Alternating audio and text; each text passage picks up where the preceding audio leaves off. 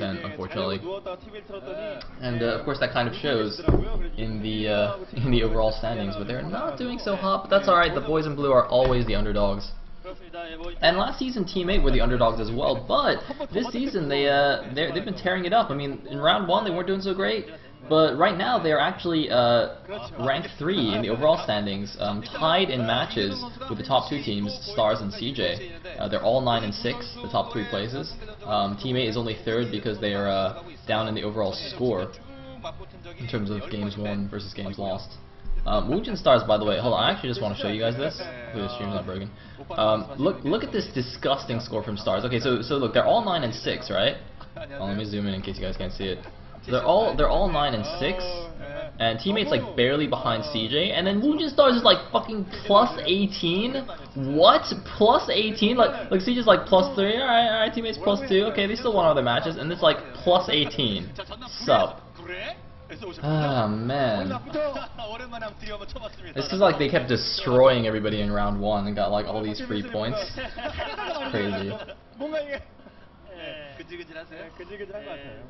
Anyway.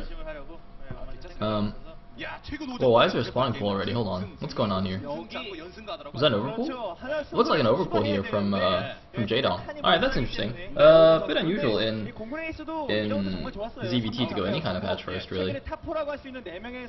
Because, well, I mean, you're only really doing it to get faster tech. Because it's very easy for Terran to hold any kind of early lane aggression, because SCVs are so beefy, so all you need to do, if you see like an early pool and links come out, is you just pull 2 or 3 SCVs, hold position them on your ramp with like 2 Marines behind, and you're like perfectly safe. And it's not a big deal. Oh, we're actually on ground 0, by the way, which is the map that the game that I talked about earlier happens on, so that's quite exciting.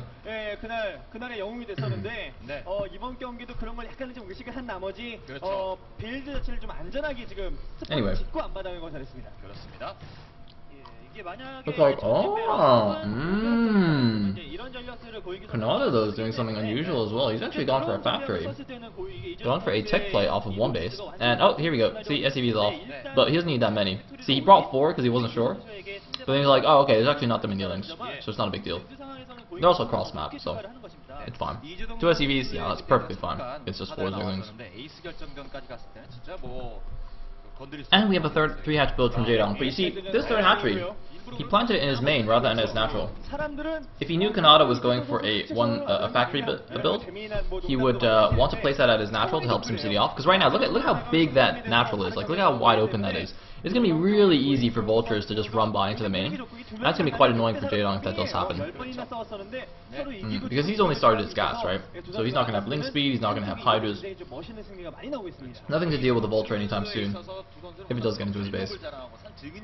And a vulture is coming out. Now I'm curious what the follow-up is. Canada's still mining gas, but okay, no, he has built his command center. Okay, so maybe he put the guys back on. So it is going to be a 1-fact expand. He's building the command center in his main just to be safe. Just wants to wait for the vulture to come out. Also, building in his main allows him to pick off these links first. So they won't be able to see the command center float out, which is quite nice. So Jaedong doesn't know if it's actually a command center follow-up, or if he's going, you know, 2-port Wraith, or some kind of weird 2-fact timing, which would be unusual, but, you know, we have seen this before. And looks like we do have a fast starport as well. So I'm curious what this is. Is this just going to be like the fast vessel? Is he actually going to go fast Valkyries? I mean, you know, it worked once against Jaedong, but come on now. Going fast vessel, we saw a lot of people doing it for a while last season. I don't recall seeing it too many times this season. I guess we'll see. Okay, he's building a Wraith first. Alright, that's fine. Usually you do build 1 Wraith just to pick off Overlords and do a little bit of harassment, and also it lets you get a complete scout off as well. You can just fly around in Zerg's base. But with only 1 starport, I don't think he's going to go crazy with these Wraiths.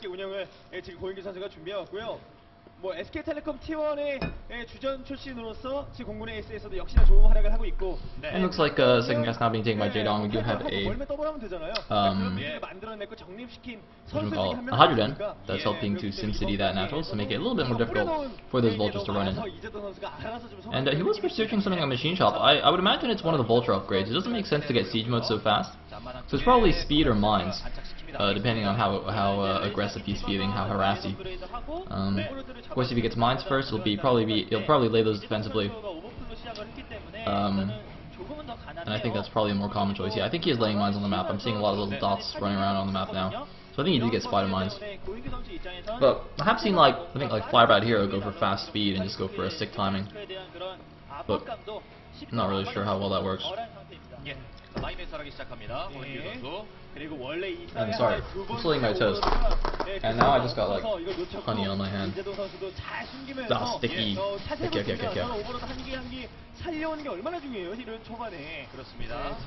Anyway. So, first race is making his way over. And what's that?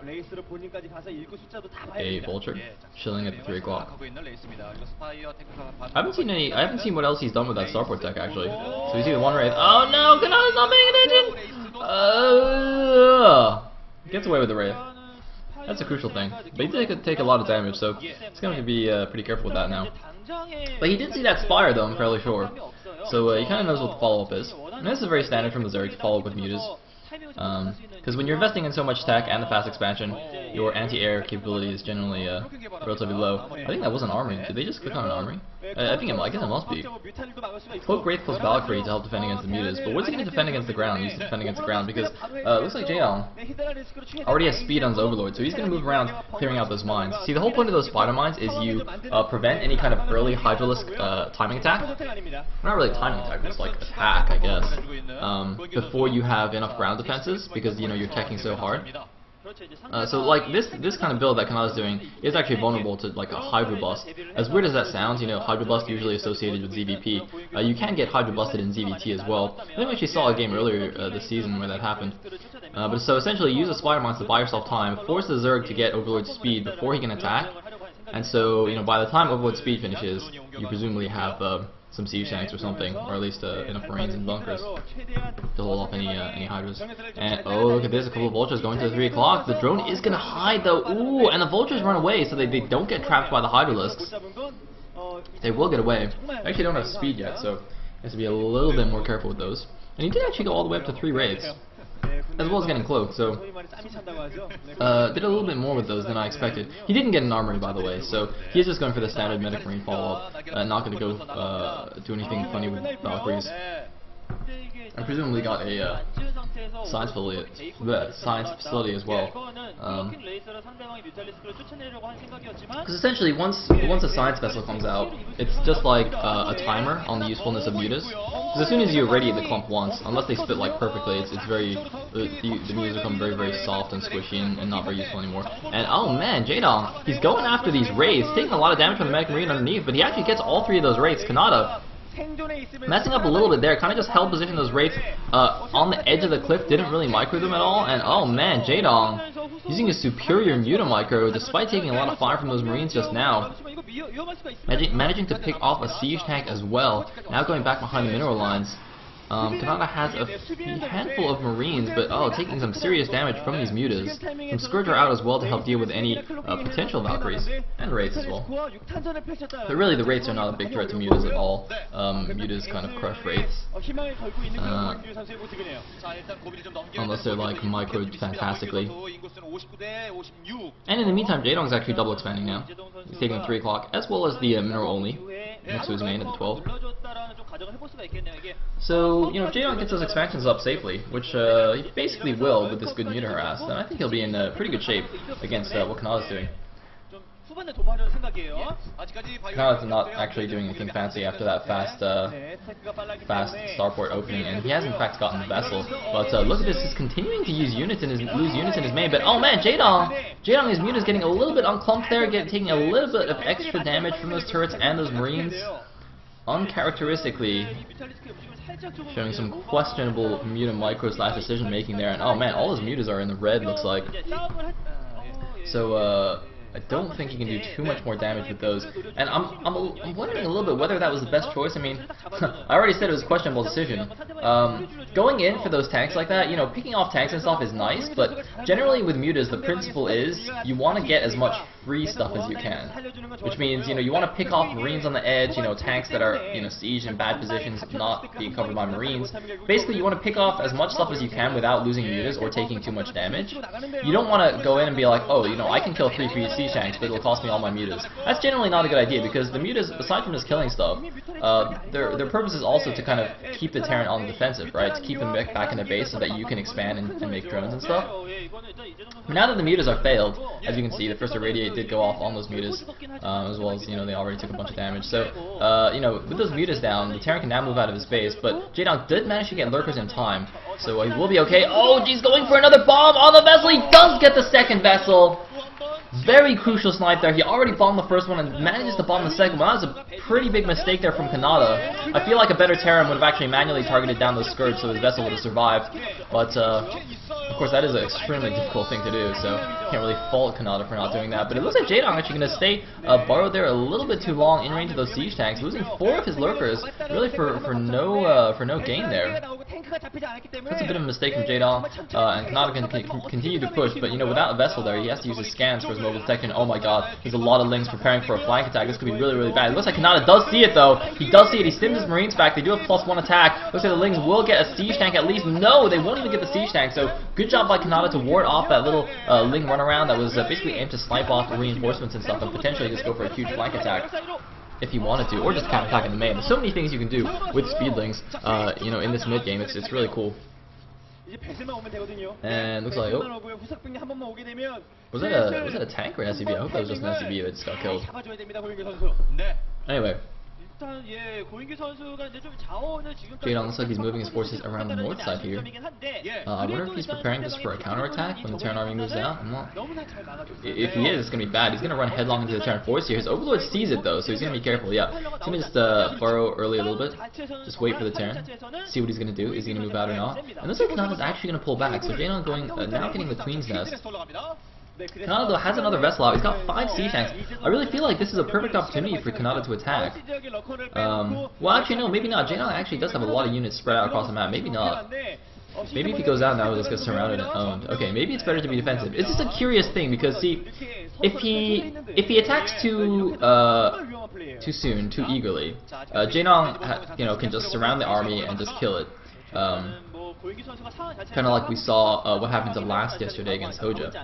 But the thing is, if he just stays too defensive and doesn't move out, and lets Jaedong get to like hive tech and defilers for free, and not push it and not, you know, pressure him at all, then Jaedong will just, you know, happily go up to defilers, make a bunch of units, and come down here and just kill everything. It's like you need a lot of space against defilers as a Terran. You don't want to be curled up. You don't want to be like sieged up at your own natural when the Zerg gets defilers out. You want to be sieged up at his natural, and then when he just throws down the Dark Swarm, you're like, oh, okay, this Dark Swarm, I'll just back up a little bit, and then, you know, you have to, you know, wait, you know, eat a few more Zerglings, swarm again, and then I can kind of move around, you know, use the openness of the map, because it's like almost impossible to fight directly against a Dark Swarm or under a Dark Swarm for the Terran.